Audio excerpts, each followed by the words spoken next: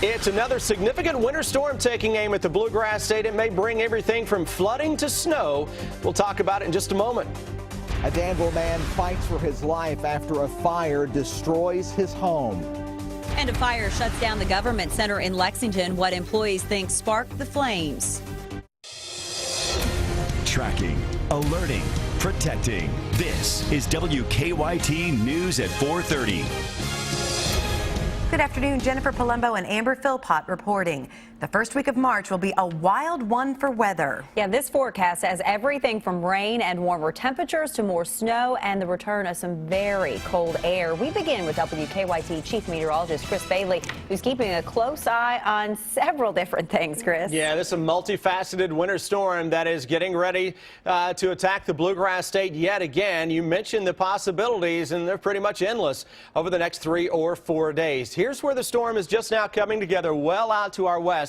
But look at the canopy of clouds already into parts of the Ohio Valley that stretches back into the Four Corners area of the desert southwest. Arctic air coming into the northern plains, a surge of mild stuff, juicy air coming out of the Gulf of Mexico. Get those two together, boy, that's going to bring a lot of different weather. Heavy rain, a flood threat, significant snow and sleet also a possibility as we go into Wednesday and Thursday. And first things first, that'll be the potential for high water. And for that reason, we have a flood watch that is out for all of central and eastern Kentucky. Got to keep in mind here, we had a lot of rain last weekend. We still have snow on the ground. We've got some melting snow that is out there. Ground is pretty much saturated from all of this, so it won't take a whole lot to at least cause some minor flooding along creeks and streams and some big time rises on our waterways as well. Winter storm watch is also in effect for just about the entire state, except four counties in northeastern Kentucky that are always left out from the National Weather Service in Charleston. But this is a storm system that is going to impact the entire region as we go into Wednesday and Thursday. Initially, it's the heavy rain. Then it's going to be the winter storm aspect of this with sleet and snow. That will all be possible. Nothing showing up on Live First Alert Defender as of now. When I come back in a few minutes, we'll break it down in greater detail and try to time out that transition with the hour-by-hour forecast.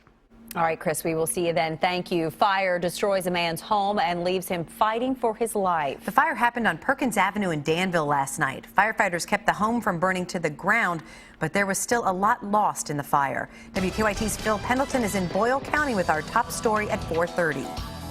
This is Gerald and his sister Ellis Mullins' home here on Perkins Avenue in Danville. This is actually the rear of the home, and taking a look at the house, it doesn't really look like there's much damage, but you take a look at the other side and you see how much damage there is. Nearly everything inside was lost. Relatives say that Gerald and Ellis Mullins had lived here for quite some time, but about 7:30 last night, the brother and sister's home caught on fire. Gerald was burned, and relatives say that he suffered smoke inhalation. Their beloved pet poodle Midnight was not able to get out and was found dead inside. The family also did not have resources to recover their losses, and relatives now say they're in a lot of need. The family is just asking for prayers at this time for the family. This is a very hard time for the family, and there was no insurance on the property here. I'm told that Gerald Mullins is at UK Hospital in critical condition. He's on a ventilator. Very surprising considering what he did right after the fire. We'll tell you more about that coming up at our next newscast. But for now, in Boyle County, Phil Pendleton, WKYT. Relatives say Danville firefighters responded to and knocked down the fire very quickly. Investigators are trying to figure out the cause. Lexington's government center was closed today, all because of a fire. While that fire actually happened last night in the center's garage, the building had to be closed today for repairs. WKYT Sean Moody has more on what sparked the flames. Well, city officials say an aging infrastructure is partly to blame for what happened with this fire. They say it highlights the need to find a new government center. Facilities and Fleet Management Director Jamshid Bardaran says Lexington's government center is getting to be too old. The building's probably, I would say, 1992, and it's originally designed to be a hotel, and it's trying to act like a government building. So, to be honest with you, we've to a point now that it's becoming a money pit for us. He says bitterly cold weather combined with the building's aging electrical infrastructure were partly to blame for an electrical fire in the garage late last night. The flames didn't damage the building, but KU workers had to cut power to the garage and the government center. Contractors are working on repairs today, but Barteran says the building needs more than just quick fixes. It's like a body that's 100 years old. I mean, you can put a new heart in it, but then your veins and your muscles and the rest of the system, it's pretty taxed. This might strengthen our position and our case in regard to really looking for a long-term solution in terms of facilities for government operation. Once contractors get the repairs done, they'll have to restore power slowly. They can't just switch the whole building on at once. We're going to have to shut all the systems down once the power is restored, just gradually bringing in the systems online to make sure we're not putting undue burden and pressure on the electrical system. Now, until power is restored to the building, we're told the mayor and some other city officials will be working out of other buildings here in the downtown area. In Lexington, Sean Moody, WKYT. City officials said they hope to be able to have people back to work in that building tomorrow. Police have arrested a second suspect in a violent home invasion. Willard Fredelius III faces several charges, including robbery and burglary. Police say he and two other men forced their way into a home on Old Paris Road in January, then tied up the victims and threatened to kill them. Charles Reeves has also been arrested in the case. Police are still looking for the third suspect, Charles Bacon. A jury has convicted a Kentucky mother in her son's death. Jurors found Lacey Spears guilty of second-degree murder. 5-year-old Garnett Paul Spears died last year in New York. Prosecutors say Spears gave him high concentrations of sodium through a stomach tube in order to make him sick and get attention. Spears moved to Scottsville in Allen County shortly after her son's death. The Lexington Police Department is the only police agency in the state to have a sexual assault nurse examiner on staff. The SANE program works out of an office at the University of Kentucky Hospital's emergency department. Director Anita Capillo started the program 15 years ago. Now it helps between 85 and 100 sexual assault cases a year. She and her team are the ones to first examine a sexual assault victim and collect evidence for possible prosecution. It's really important for them to feel safe and secure when they get here, because everything that's happened to them up to that point has been pretty chaotic. WKYT's Miranda Combs joins Amber Philpott in the newsroom with a preview of Miranda's story that airs tonight on WKYT News at 6. Amber? Jennifer, thank you. This is something many of us didn't even know existed. So there are other SANE nurses in the state, but not quite like this woman, right? Right, Amber. There are a few others, but they're funded usually through prosecutor's office or through a university. She is the only one in the state, or her program is the only one in the state that is funded through the police department. She's paid, her salary comes from the Lexington Police Department budget, and then her staff and her supplies come through a law enforcement grant. So because of that police, the connection, she's a really great tool for them to use, right? Right. You know, she has the job of observing, collecting and documenting the evidence, and after that it's turned over to police. I talked to the Commonwealth's attorney, Ray Larson, and he talked about what a value she is, because basically he said, quote, it is difficult at best to prosecute assault cases, so she is definitely a hidden gem for them. And she's here in Lexington, but she also services other areas, right? Right. You know, in the 15 years, she's over 1,000 cases she's worked now, and that comes a lot in part from agencies outside of Lexington. So any agency that needs her help, she's there. Well, this is very interesting. We're getting a rare look into what she does and how she helps people, right? All right, Miranda's story is coming up tonight for us at 6. Jennifer? Thanks, Amber. A traffic alert for drivers in Clark County. US 60 will be closed at South Main and Hughes Avenue next Monday. The closure is scheduled from 9 a.m. until 3 p.m. so crews can replace a collapsed sewer drain. There will be a detour in place. A new date has been set for the next SOAR Summit. The summit should have taken place February 16th, but was canceled due to the snowstorm. It will now be May 11th at the East Kentucky Expo Center in Pikeville. Nearly 1,000 people were registered for the event, which is focused on improving Eastern Kentucky. Of their escape went viral quick last week. Today, we are hearing from the man who was holding one of the llamas who escaped while on a visit to an Arizona retirement community. Karen Brown talks to the man who witnessed the beginning of the wild chase. All the group at my retirement center are overwhelmed. They're so happy to know that they were on television.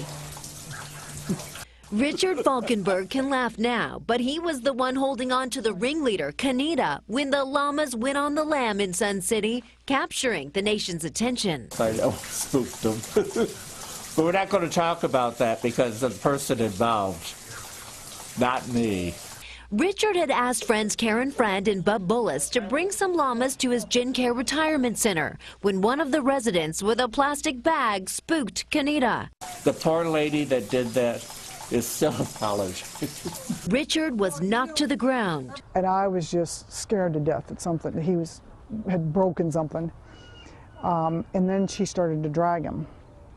And so I told him to let her go. And the chase was on. I felt bad, and you weren't going to let me see. I felt just horrible. So Karen and Bob invited Richard to their Phoenix home to make sure everyone was okay. Because I knew he'd lie to me and tell me he was fine.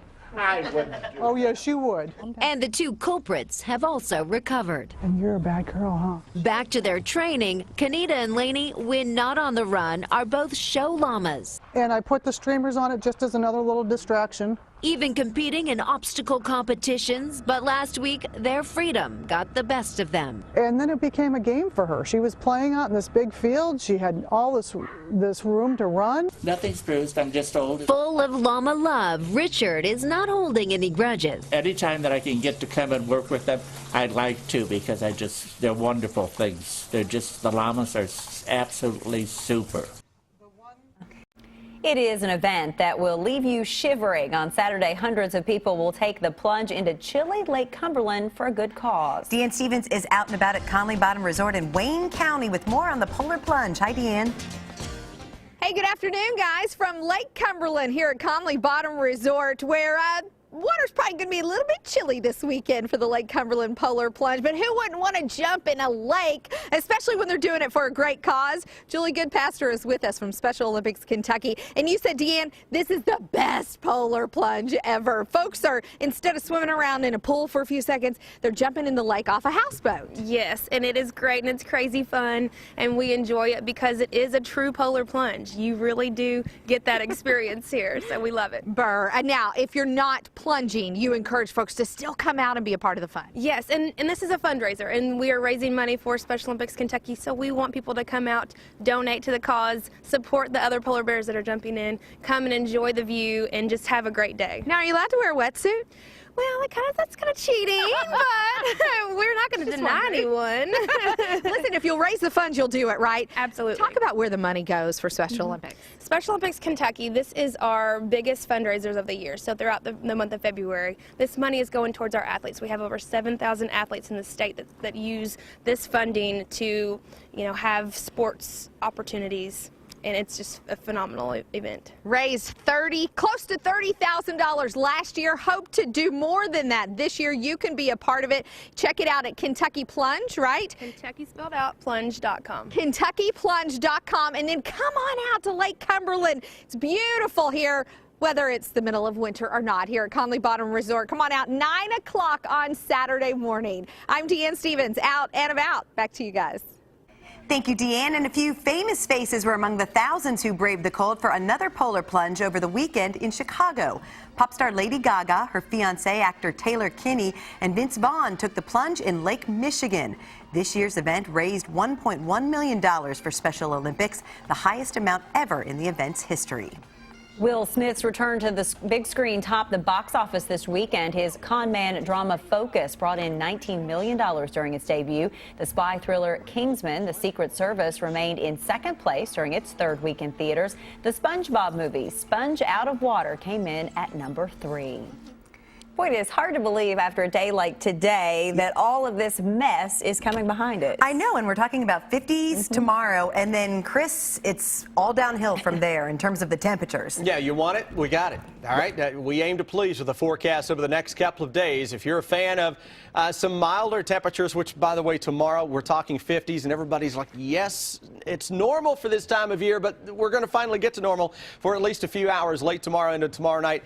Then the bottom goes out, and if you're a winter weather fan, we got you covered there, too. Little look outside at a calm weather day. Let's talk about something that is okay and calm right now. 35 degrees in Lexington, 37 Corbin and Richmond, And notice on our sky cams, for the first time in 2 weeks now, we're seeing more bare ground than snow-covered ground out there. And that's been a long time coming, with those temperatures that are above freezing, kind of setting the stage as more clouds move in for this developing winter storm that will bring a lot of different weather our way over the next couple of days. We have a winter storm watch and a flood watch that I'll touch on coming up in just a little bit. Right now, let's touch on traffic, see how things are moving along. Here's Officer Don. Couple of issues. One is outbound Newtown Pike, just down from the circle. That is a collision that has the right outbound lane blocked. And then a little closer to downtown on Bolivar, just down from South Broadway, 2 cars involved in a collision. It's a minor wreck there, so shouldn't be an issue for traffic leaving downtown. Now back to you in the studio. To become a WKYT Live driver and download the Waze app, go to WKYT.com. Under the News tab, click on Traffic for more information. A skydiver's rescue caught on tape and a spin out on a snowy interstate. It's the video that will have you talking. Take a look at this. A man suffered a seizure while skydiving and lived to tell about it. The terrifying moments in Western Australia were caught on tape. 22-year-old Chris Jones had an epileptic seizure mid-descent. His instructor, who had jumped more than 10,000 times, came to his rescue with just seconds to spare. My arms go back and I roll onto my back, and yeah, basically for the next 30 seconds I'm in free fall and unconscious. Yeah, he started de-arching, where his knees started coming down, went going into a fetal position, rolled onto his back, and wasn't quite sure what he was up to at the time. The instructor latched onto Chris and pulled the cord to activate his parachute. Chris regained consciousness and was able to land safely. Well, here is an example of how dangerous a snowy road can be. Reports from the CBS station in St. Louis reporters were out covering a winter storm this weekend when they caught a car running off Interstate 70. And you can see the driver lose control and then spin around and then go off the road. Despite the scary crash, everyone in that car survived. A construction crew discovers more than 500 snakes at their work site in Canada. The snakes had built a den under some rocks. Experts believe they were hibernating, waiting for winter or warmer weather. They were wrangled and taken to a wildlife rescue center, but that probably took a while with all those snakes. Yeah, I don't want to wrangle any snakes anytime soon. Well, on that note, here's what we're working on for you now at 5 o'clock.